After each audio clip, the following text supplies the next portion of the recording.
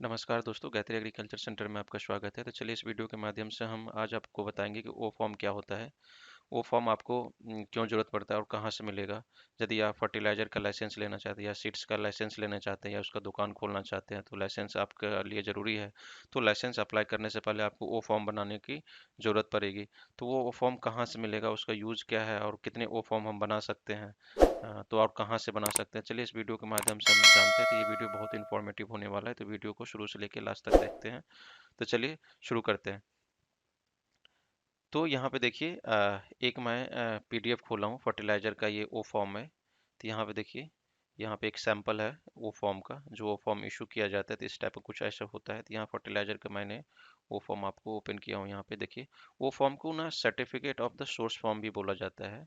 ये एक सर्टिफिकेट होता है। जैसे आप सीड्स, मान लिए मैं एग्जांपल के लिए समझा रहा हूँ, जैसे आप सीड्स बेच रहे हैं तो सीड्स में क्या क्या बेच रहे हैं आप। जैसे फर्टिलाइजर का आप दुकान खोल रहे हैं तो फर्टिलाइजर की दुकान में आप क्या क्या बेच रहे हैं, कौन से डीएपी बेच रहे हैं, यूरिया बेच रहे हैं, क्या बेच रहे हैं प्रोडक्ट आप दुकान में। हाँ, तो उस प्रोडक्ट का सारा डिटेल होता है यहाँ पे, इस ओ फॉर्म में डिटेल होता है। और जो आपका जो शॉप का डिटेल होता है और जहाँ जो आपको ओ फॉर्म इशू करेगा उसका डिटेल होता है। ओ फॉर्म इतना ही होता है, बस सर्टिफिकेट होता है जो लाइसेंस के टाइम में आपको वो जरूरी होता है।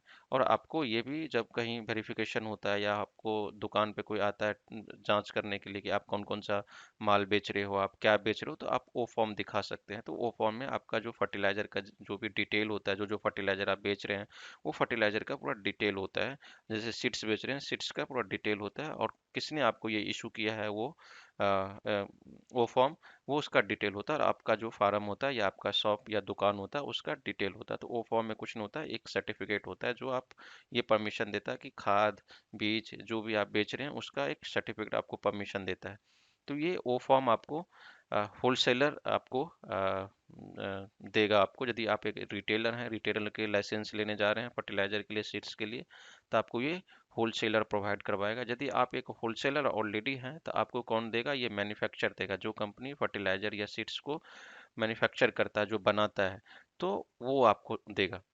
तो हम ये जानते हैं कि ओ फॉर्म क्या हम एक से दो ले सकते हैं। हाँ, ले सकते हैं। आपको ये ध्यान रखना पड़ेगा, यदि एक होलसेलर, जैसे सपोज एक रिटेलर है, आपने एक ही ओ फॉर्म लिया और ओ फॉर्म लेके आपने लाइसेंस अप्लाई कर लिया। अब क्या होगा, जिससे आप ओ फॉर्म लीजिएगा वही आपको माल देगा। तो सपोज कि आपने एक आदमी से, आपने एक होलसेलर से वो फॉर्म बनवा लिया एंड देन आपने लाइसेंस अप्लाई कर लिया। देन आप जब उसके पास फर्टिलाइजर या सीड्स के लिए जाइएगा तो उसके पास स्टॉक नहीं होगा कभी कभी, या बोलेगा कि मेरे पास अभी स्टॉक नहीं है। तो आप दूसरे होलसेलर के पास या दूसरे मैन्युफैक्चरर के पास as a wholesaler, as a retailer नहीं जा सकते। तो इसीलिए आपको मल्टीपल ओ फॉर्म बनाना, जैसे एज ए रिटेलर है, रिटेलर के खास करके रिटेलर, जो रिटेलर है वो मल्टीपल होलसेलर, जो अपने जिला में मल्टीपल होलसेलर है उससे आपको ओ फॉर्म बनवाना है, ताकि एक के पास माल ना हो तो दूसरे के से हम फर्टिलाइजर या सीड से ले सकते हैं।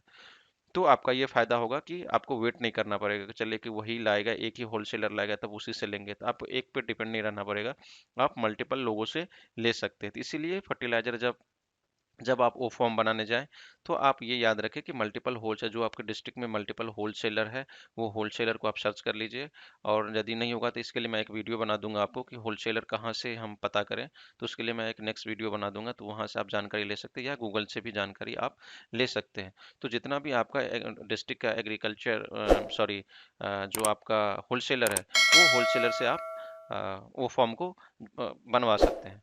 तो वो फॉर्म बनवाने के पहले बहुत लोग पूछते हैं कोई सर्टिफिकेट की जरूरत है, कुछ नहीं होता है। कभी कभी जीएसटी नंबर लगता है, बहुत सारा होलसेलर जो है वो जीएसटी नंबर मांगता है। विदाउट जीएसटी नंबर आपको वो फॉर्म नहीं देगा। बहुत होलसेलर है विदाउट जीएसटी नंबर भी दे देता है। तो आपको जीएसटी नंबर एक बनवा लीजिए, क्योंकि जीएसटी नंबर आगे भी आपको काम आएगा लाइसेंस अप्लाई करने में या रिटेलर आईडी लेने में। तो जीएसटी नंबर हमें आगे भी काम होता है, जीएसटी नंबर आप बनवा लीजिए। विदाउट जीएसटी नंबर आपको मल्टीपल होलसेलर से या मैन्युफैक्चर से आप ये ओ फॉर्म नहीं ले सकते हैं। तो इसीलिए आपको ओ फॉर्म के लिए आपको जीएसटी नंबर बनाना मैंडेटरी है। तो यदि मेरा ये वीडियो पसंद आए तो मेरे चैनल को जरूर सब्सक्राइब करिएगा, लाइक करिएगा, कमेंट करिएगा। जो भी और भी कोई भी दिक्कत हो तो मुझे कमेंट में ज़रूर पूछिएगा। तब तक के लिए धन्यवाद।